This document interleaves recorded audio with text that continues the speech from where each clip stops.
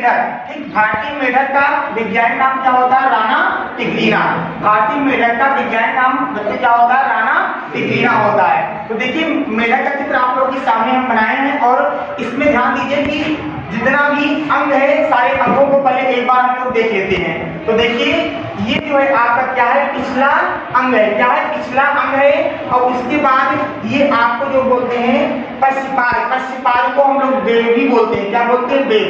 Bell की संख्या कितनी होती है? 2 होती है, ठीक। बेल की संख्या कितनी होती है? 2 होती है। और जोड़ी में कितना होता है?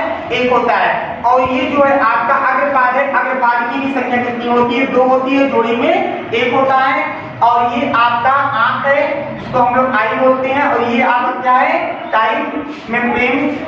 और इसके बाद ये आपका जो है नासिका, ये क्या है? नासिका है। और नासिका के ऊपर आप लोग देख रहे हैं क्या है? पुथन है। और ये आपका जो रेखांकित भाग देख रहे हैं, ये भाग आपका है मध्य पृष्ठीय रेखा। क्या है? मध्य पृष्ठीय रेखा। और इसके बाद यहाँ पर देख रहे हैं जो आपका यहाँ पर गुदा द्वार और मलाशय, ये दोनों आपका पाया जाता है, गुदा द्वार और मलाशय। इसके बाद देखिए मेढक का वर्गीकरण। मेढक का वर्गीकरण जो है इसका जो स्तंभ होता है क्या होता है? कार्डेटा। स्तंभ क्या होता है? कार्डेटा। और सुपर वर्ग क्या होता है? टेट्रापोडा। आप लोग बोलते हैं सुपर वर्ग क्या होता है? टेट्रापोडा। और वर्ग क्या होता है? एम्फीबिया। वर्ग क्या होता है? एम्फीबिया। और वंश क्या होता है? राना। और जात क्या होता है? टिग्रीना। जात क्या होता है? टिग्रीना। ये मेढक का क्लासिफिकेशन है, मेढक का वर्गीकरण।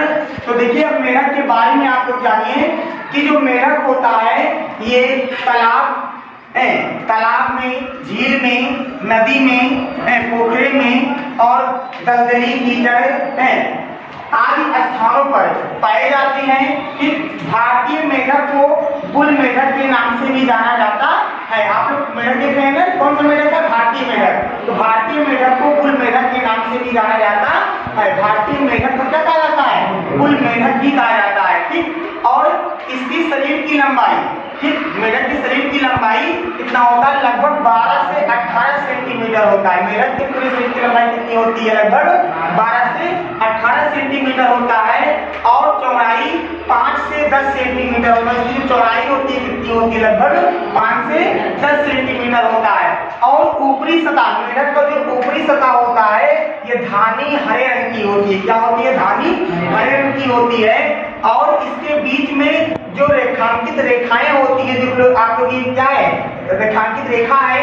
ये जो सब सारी रेखांकित रेखाएं होती हैं, सब रेखाएं ये कैसी होती हैं? काली रंग की होती हैं। कैसी होती हैं? काली रंग की होती हैं। और मेढक जो है मौसमों में, जैसे शीतकाल में, बरसात में, गर्मी के मौसम में, ये जो है मौसमों के अनुसार अपना रंग रूप बदलता भी रहता है। और मिट्टी में लगभग 30 से 40 सेंटीमीटर नीचे भी लगभग चला जाता है, ठीक। और इसके बाद देखिए मेढक का शरीर जो है, जो मेढक का शरीर है, मेढक का शरीर निम्नवत 3 भागों में बांटा गया है। मेढक का शरीर निम्नवत 3 भागों में बांटा गया है। एक है आपका सिर, दूसरा है धड़, तीसरा क्या है? पाद। तो ये आप लोग देख रहे हो, ये आपका ऊपर वाला भाग क्या है? सिर है। इसके बाद ये जो उभरा हुआ भाग है, उभर गए, ये क्या है? आपका धड़ है। और नीचे आपका क्या है? पाद। ये सब आपके क्या है? पाद है। ये आगे जो देख रहे हो पीछे, ये सब आपका क्या है? पाद है। अब देखिए सिर क्या होता है? आपको पता है कि सिर में सिर, मेढक के सिर में आप लोग लिखेंगे, मेढक के सिर में एक जोड़ी नेत्र या आंख पाया जाता है, ठीक, दाया और बाया, ध्यान दीजिएगा। और मेढक के सिर में नसिका, सुथन आदि अंग भी पाए जाते हैं। और मेढक के शरीर से पीछे की ओर चौड़ा, पीछे की ओर क्या है? चौड़ा, आगे की ओर नुकीला होता है। जो मेढक का सिर होता है पीछे की ओर क्या होता है? चौड़ा। और आगे की ओर क्या होता है? नुकीला होता है। उसके बाद धड़, मेढक का जो धड़ होता है कैसा होता है? उभरा हुआ या कह सकते हो ऊपर या उठा हुआ, फिर आगे की होती है। और जो आपका धड़ है, धड़ की, ठीक, धड़ जो है आपका कैसा होता है? धानी हरे रंग की होती है। धड़ आपका कैसा होता है?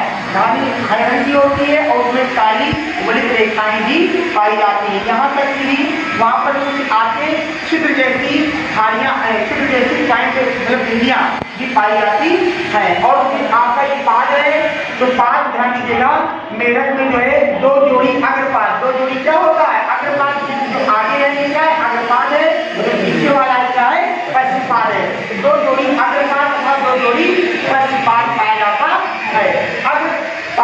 अग्रपाद में उंगलियों की संख्या कितनी होती है 4 होती है। अग्रपाद में उंगलियों की संख्या 4 होती है, पश्चिमपाद में उंगलियों की संख्या कितनी होती है 5 होती है।